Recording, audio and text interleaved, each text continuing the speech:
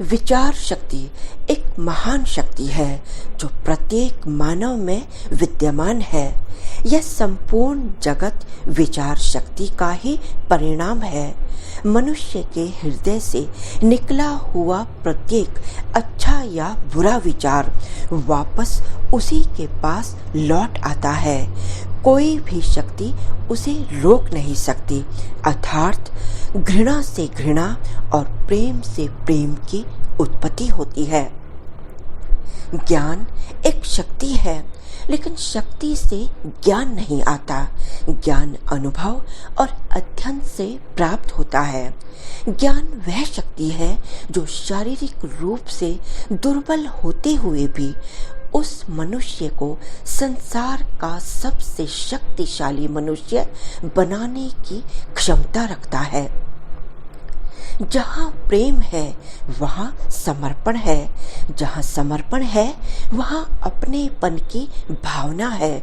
और जहाँ यह भावना रूपी उपजाऊ जमीन है वहीं पर प्रेम का बीज अंकुरित होने की संभावना है।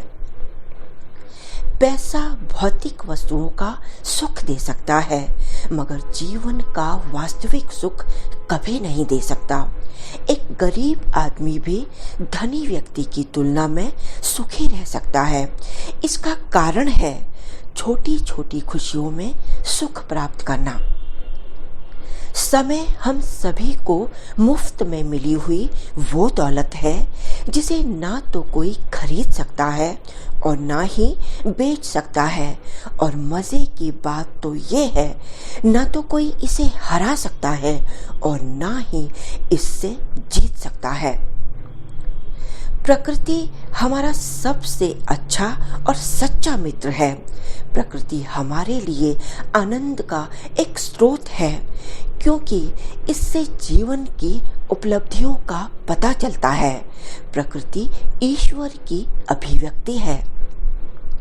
यह सत्य है, कई युग बीते, संस्कृति और सभ्यता बदली, यहाँ तक कि समाज और परिवार का स्वरूप भी बदल गया, परंतु परिवार का महत्व, उसका अस्तित्व और उसके मूल्य कभी नहीं बदलेंगे। कोई भी माता पिता अपनी संतान से धन दौलत या बंगले गाड़ी की ख्वाहिश कभी नहीं रखते। वे सिर्फ सम्मान की अपेक्षा रखते हैं।